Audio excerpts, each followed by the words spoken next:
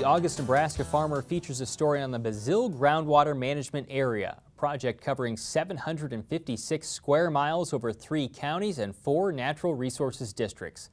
Located in northeast Nebraska, the land has experienced a steady rise in nitrate groundwater levels since the 1980s. This month's magazine says researchers believe the use of nitrogen fertilizer in cropping systems and the fertilization of urban lawns have contributed to the problem. You can read about some of the practices to manage those issues in the August Nebraska Farmer. Nebraska Extension recently wrapped its 2017 soybean management field days after holding events at 4 sites in the state. The location-based trials aim to give growers unbiased research in their growing regions.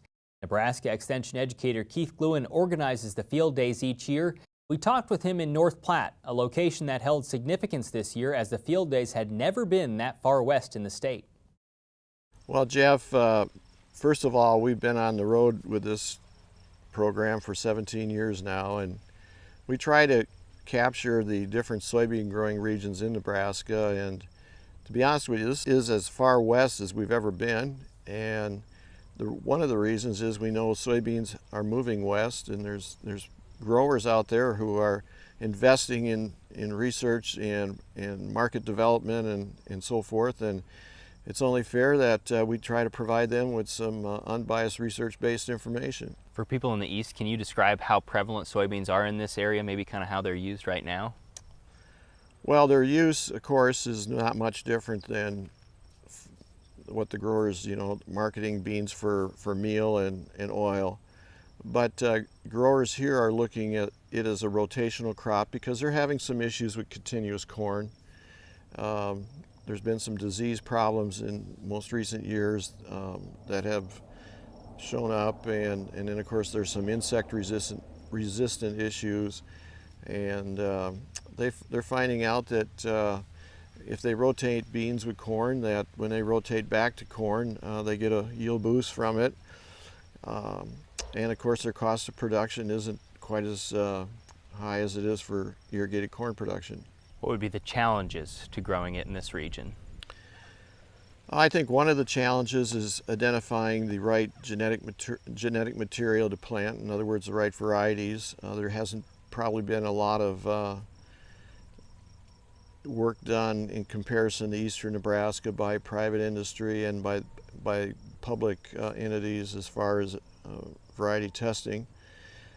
There's a lot of unique growing regions when you move across Nebraska, and certainly western Nebraska is no stranger to that. So you have a lot of differences in soils. pH can be a factor here as far as soils are concerned.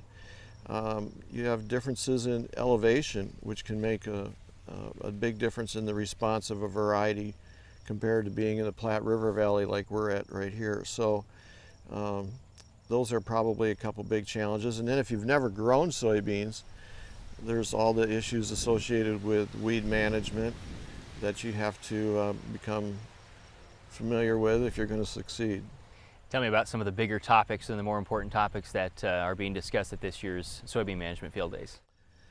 Well, of course, the big buzz in the soybean world right now is the issue with contamination and drift and volatilization and inversions and so forth with some of our phenoxy herbicides, and we're addressing that here. So I'm sure growers will learn a lot about the issue. Irrigation management here is very important.